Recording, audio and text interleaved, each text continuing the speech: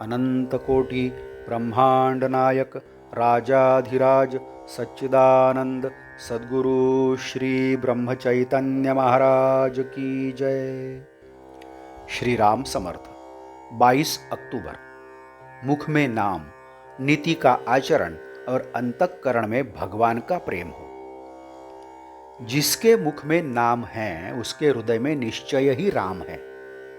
जिसके हृदय में राम है उसे मैं राम के रूप में ही देखता हूं। जब तक हमने गृहस्थी में भगवान को सम्मिलित नहीं किया तब तक गृहस्थी की पूर्ति नहीं होती।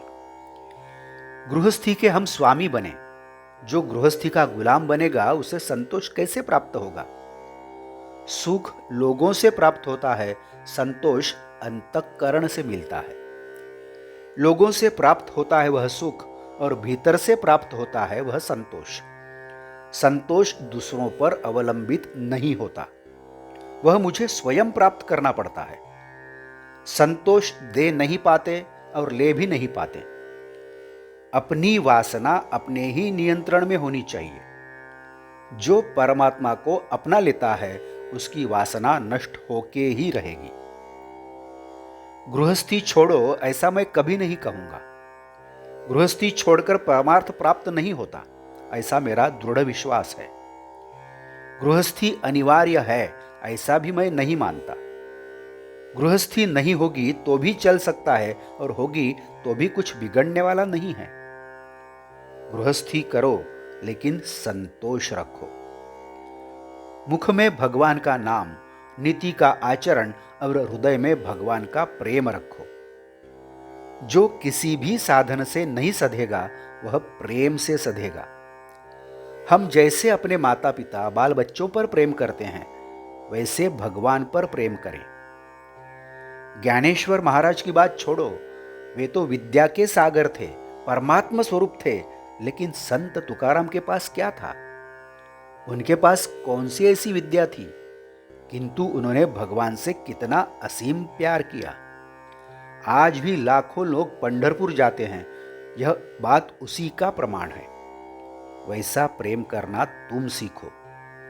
घर में ऐसा वातावरण, ऐसा व्यवहार रखो कि जिससे घर के सभी का ध्यान भगवान की ओर रहे। मधुर भाषा हो, कभी कड़वी न हो, मक्खन की तरह मुलायम हो। गालियों भी मधुर भाषा है ऐसा भास लगे, क्रोध में मिठास लगे। निस्वार्थी बनने के सिवाय भाषा मधुर नहीं हो सकती। गोकुल की तरह घर हो तो होने दो, पर गोकुल की तरह शोभा लाने वाला परमात्मा उसमें हो। कितनी भी गरीबी हो तो भी परमात्मा का वास होने पर घर में सुख होगा ही। यदि हमारे मन में भगवान के प्रति सच्चा प्रेम हो तो हम गृहस्थी के लिए उससे कोई अपेक्षा नहीं रखेंगे।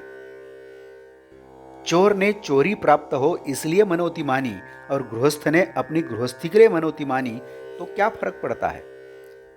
दोनों को भी भगवान प्राप्त हो ऐसी इच्छा नहीं है। भगवान के विस्मरण जैसा पाप नहीं, उसके स्मरण जैसा पुण्य नहीं। हम उसका अखंड स्मरण रखने का प्रयास करें। हम नाम स्मरण में रहें तो हमें अपने कर्तव्य का स्मरण और भान निरंतर होता रहेगा। आज का बोध वचन। दूसरों से सुख प्राप्त करने का प्रयास करने वाला मनुष्य गृहस्थी में रहता है। जानकी जीवन स्मरण जय जय राम। नमस्कार। मराठी और हिंदी में श्री महाराज की प्रवचनें आप हर रोज सुन रहे हैं, लेकिन आपसे विनती है कि कृपया चैनल को भेंट देकर प्लेलिस्ट देखिए। प्लेलिस्ट के जरिए आप कोई भी प्रवचन अपनी सुविधा के अनुसार सुन सकते हैं।